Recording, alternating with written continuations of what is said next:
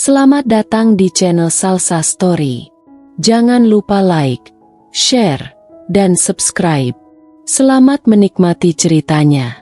Bayangin aja, cuma karena terlambat 15 menit, seorang sopir sederhana hampir kehilangan pekerjaannya, dihina habis-habisan di depan semua orang dan dianggap tak berguna.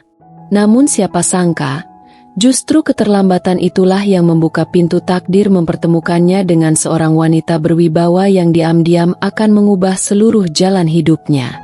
Detik itu, emosinya hancur, harga dirinya diinjak, tapi di balik rasa sakit itu, ada sesuatu yang jauh lebih besar sedang menantinya. Sebuah rahasia kehidupan yang bahkan tidak pernah ia bayangkan sebelumnya. Apa yang sebenarnya menanti di balik keterlambatan itu?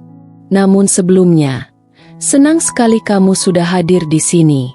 Sebelum kita mulai, tulis di kolom komentar kamu sedang menonton dari kota mana? Aku ingin tahu dari sudut manapun kamu berada. Kita tetap terhubung dalam cerita ini dan semoga bisa saling mengenal lebih dekat. Jangan lupa juga like dan subscribe kalau kamu suka cerita ini. Share cerita ini ke teman ataupun keluarga terdekat kita untuk membantu menyebarkan kisah seru di channel ini. Semoga Anda mendapatkan pahala yang setimpal karena sudah subscribe, like, komen, dan membagikan cerita ini. Sekarang mari kita lanjut ke ceritanya. Danu duduk diam di kursi kayu tua di kamar kosnya yang sempit. Angin malam masuk lewat jendela kecil, membawa suara kendaraan dari kejauhan. Kamarnya hanya diisi kasur tipis yang mulai menurun di bagian tengah, kipas angin tua yang berputar sambil berderit, dan sebuah meja kecil tempat ia menaruh Al-Quran yang selalu ia baca setiap selesai salat. Hidupnya sederhana, hampir tanpa warna, namun ia menjalaninya dengan sabar. Usianya sudah 27 tahun, sementara teman-temannya banyak yang sudah menikah dan punya keluarga. Danu hanya pulang kepada keheningan, kepada ibu yang sesekali datang dari kampung, dan kepada doa-doa yang ia gantungkan pada langit setiap malam. Setiap subuh ia bangun lebih awal, menunaikan salat, lalu berangkat bekerja sebagai sopir di sebuah perusahaan besar. Ia mengantar dokumen, menjemput tamu, membawa barang, bahkan sering diminta membelikan makan oleh pegawai lain. Danu tak pernah mengeluh meski sering diperlakukan seolah dirinya bukan karyawan, melainkan pembantu umum. Orang-orang memanfaatkan kebaikannya, namun ia tetap melaksanakan tugas itu dengan hati yang lapang. Kalau aku marah, tidak akan ada yang berubah, pikirnya. Tapi kalau aku sabar, Allah selalu kasih jalan. Di perusahaan itu, ada sosok bernama Mira, wanita berwibawa. Langkahnya tegas, tatapannya tajam. Sebagai pimpinan, ia dihormati sekaligus ditakuti. Baginya, kesalahan sekecil apapun adalah alasan untuk menghukum. Danu kerap menjadi sasaran teguran, terlambat menjawab panggilan radio, sedikit salah menaruh laporan, atau datang beberapa menit lewat dari jam masuk. Mira tak pernah tahu tentang kos Danu yang jauh dari nyaman, atau tentang ibunya yang kadang datang dalam keadaan sakit. Yang ia lihat hanya data, waktu, dan kedisiplinan. Suatu hari, perusahaan mendapat kabar kedatangan investor penting dari Jepang, Tuan Sota. Semua staf tegang. Rapat penyambutan digelar berkali-kali. Tugas menjemput investor itu jatuh kepada Danu.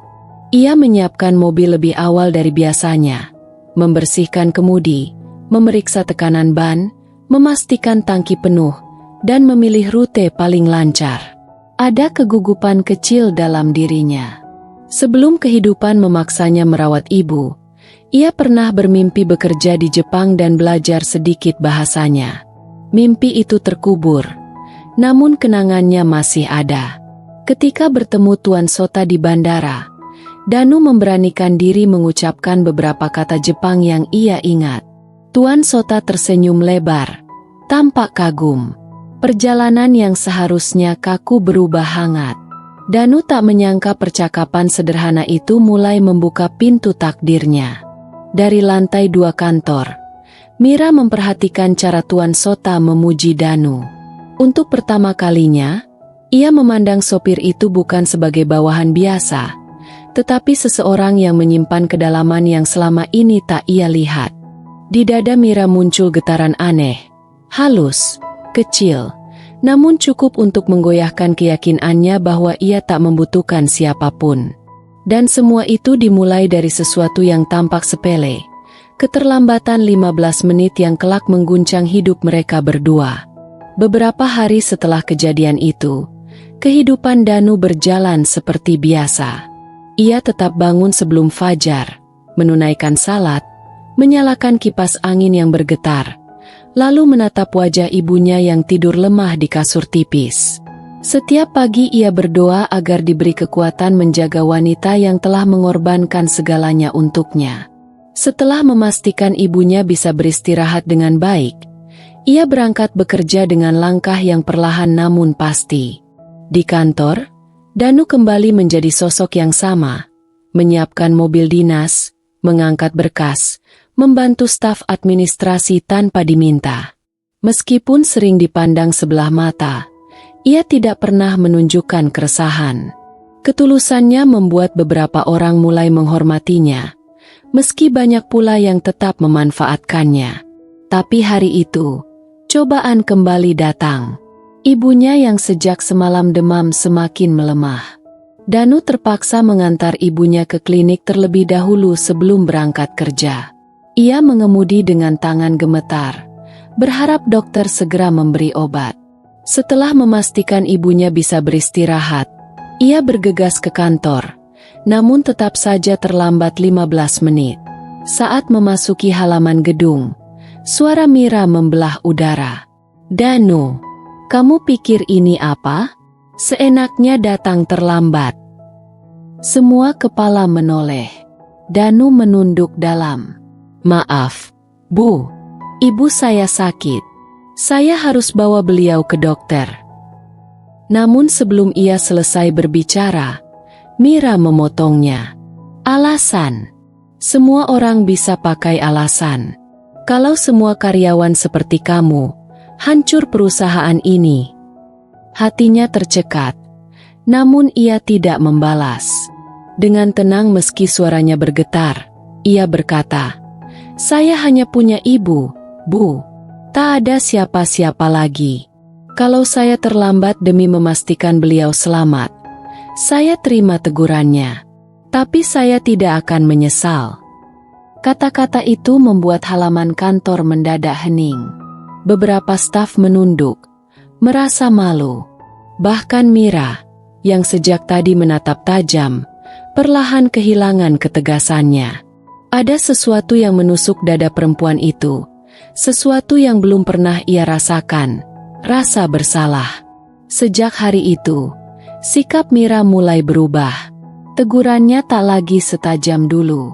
Saat Danu sedang berwudu di musala, ia tidak memanggilnya. Ia memperhatikan Danu dari kejauhan.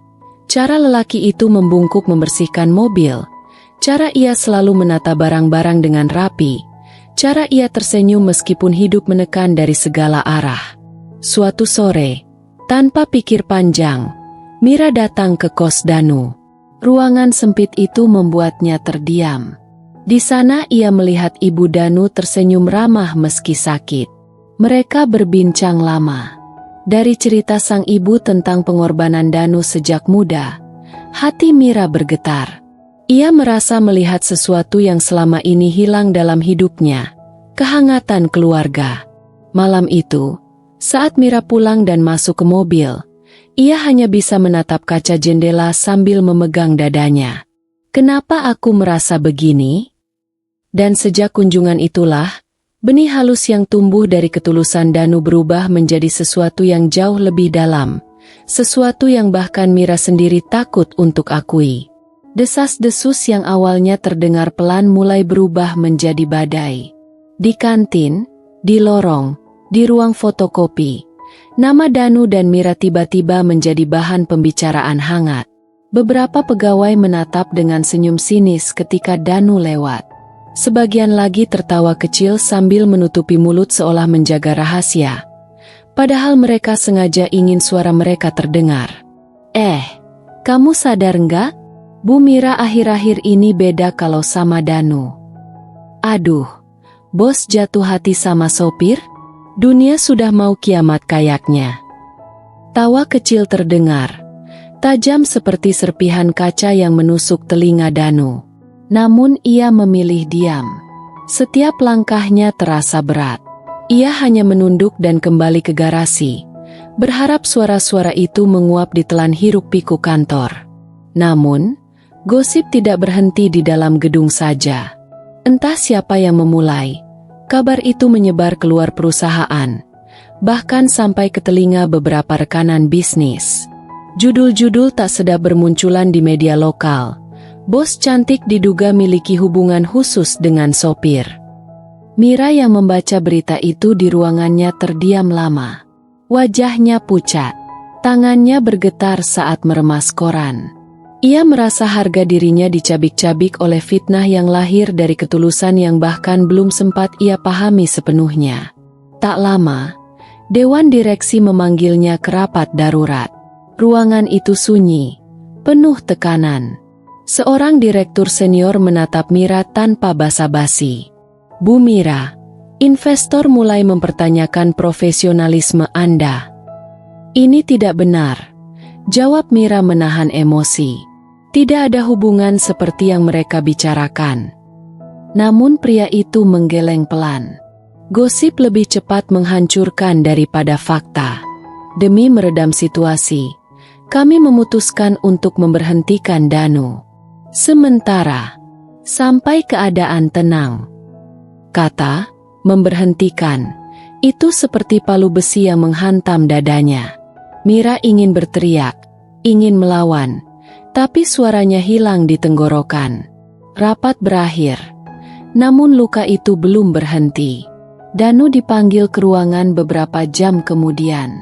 Ia mendengarkan keputusan itu dengan kepala menunduk. Tidak ada amarah.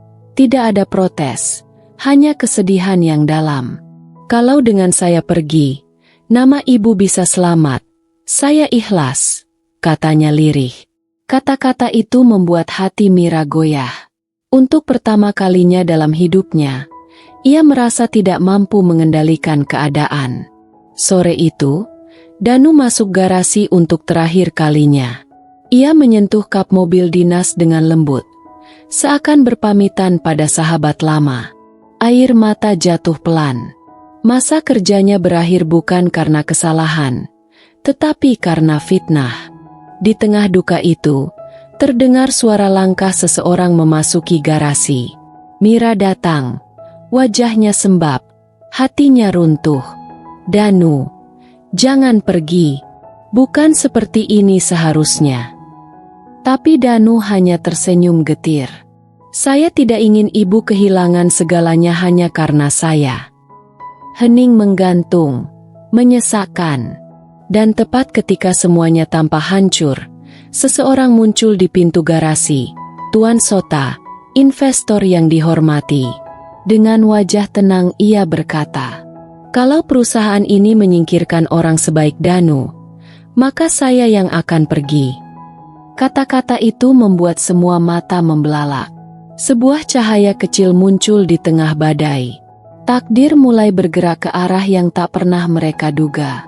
Setelah kejutan dari Tuan Sota di garasi, suasana kantor berubah drastis. Dewan direksi yang sebelumnya tegas menekan Mira kini terdiam. Kata-kata sang investor menggema di seluruh lantai. Ketulusan jauh lebih bernilai daripada gosip. Keputusan pemberhentian Danu pun ditinjau ulang. Namun meski masalah mulai mereda secara formal, hati Danu dan Mira masih jauh dari tenang. Luka karena fitnah itu masih menganga. Hari-hari berikutnya berjalan perlahan, seolah waktu sengaja memperlambat langkah mereka. Danu tetap bekerja, tapi ia lebih banyak diam.